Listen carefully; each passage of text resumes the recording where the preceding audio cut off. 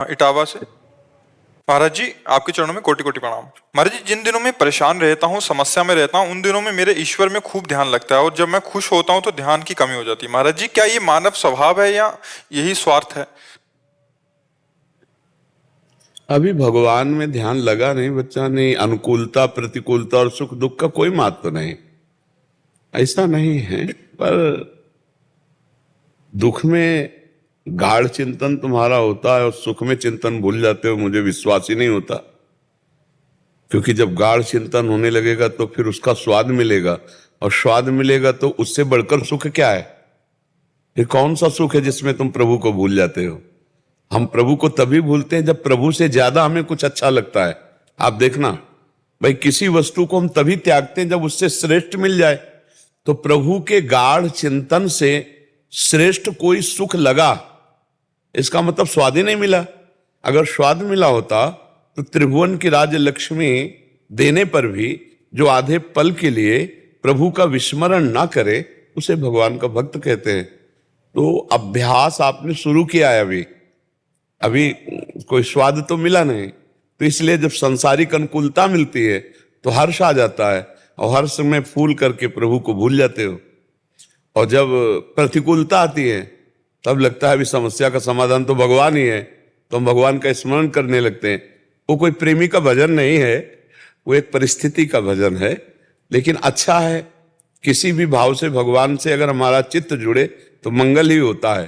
तो अब आप विचारवान बनो, क्योंकि अब संत संग मिला कि कौन सी ऐसी वस्तु है जो हमें भगवान को भुलवा देती है, कौन सा ऐसा व्यक्ति है, कौन सी ऐसी घटना है, कौन सा ऐसा सुख है जो हम भगवान से भी श्रेष्ठ माने।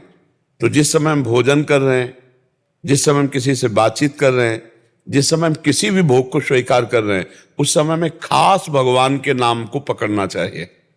एकांत में या दुख के समय जब तुम्हारा मन लग जाता है तो बड़े सौभाग्य का विषय है। अब हमको देखना, चलते हुए, बातचीत करते हुए, स्नान आदि क्रिया करते हुए, या भोजन करते हुए, या किसी भी क्रिया में भगवान का विस्मरण होता है। उनको जिनका अभ्यास दृढ़ नहीं है, हमको इन्हीं में अभ्यास करना है। जब अभ्यास दृढ़ हो जाएगा तो उठते बैठते चलते फिरते खाते पीते सोते जागते हर समय हमारी स्थिति भगवान में रहेगी, क्योंकि भगवान से बढ़कर अब हमारी दृष्टि में कुछ नहीं है। और जब तक भगवान से बढ़कर कुछ है तब तक विस्मरण है, पक्का है नहीं? आप देखो ना, मतलब आपके मिलने पर हमें भगवान की स्मृति गई, भूल गए तो आप श्रेष्ठ हो गए ना, भगवान लघु हो गए। मतलब हमारा इतना गिरा हुआ स्तर भगवान के लिए है कि नारकी भोग मिले तो भी हम छोड़ दें। मलमूत्र जनित देह जनित राग और इन द्वारों को भोगने का तो हमें भगवान का विस्मरण हो जाएगा। मतलब कितना हम कमजोर जगह में भगवान को बैठा ले हुए हैं। तो हमें भगवान को सर्वोच्च स्थान पर रखना है।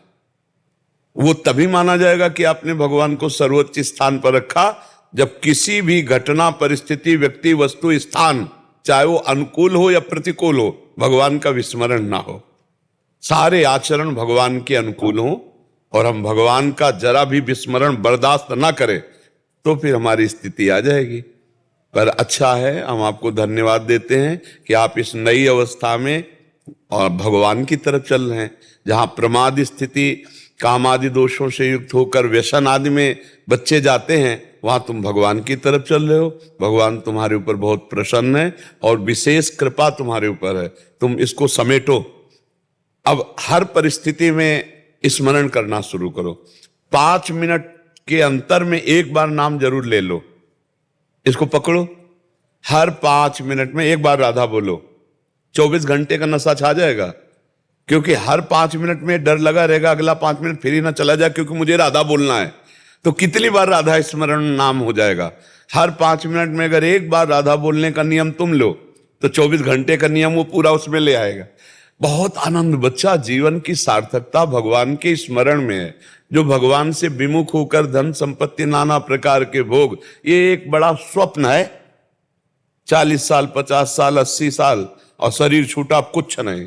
जो हमने अशुभ कर्म किए या शुभ कर्म किए वही हमारे साथ जाएंगे। और यहाँ आए हो शुभ अशुभ दोनों को मिटा के भगवत प्राप्ति करने के लिए, शुभ अशुभ के लिए भोगने के लिए तो पशु पक्षी योनियां बहुत है, मनुष्य योनि ये शुभ अशुभ दोनों को मिटाकर नए प्रारब्ध की रचना, नए भाग्य की रचना करने के लिए, और वो सामर्थ्य भगवान में है। इसलिए भगवान की कथा सुनो, नाम जप करो, माता पिता परिवार की सेवा करो। जब कभी किसी की सेवा का अवसर मिल जाए तो उसमें भगवान की भावना करके, मेरे भगवान इस व्यक्ति के रूप में है, आज मुझे सेवा का अवसर मिला है, दिल खोलकर सेवा करो। सेवा से जो लाभ मिलता है ना, वो बड़ी बड़ी तपस्या से भी नहीं मिलता।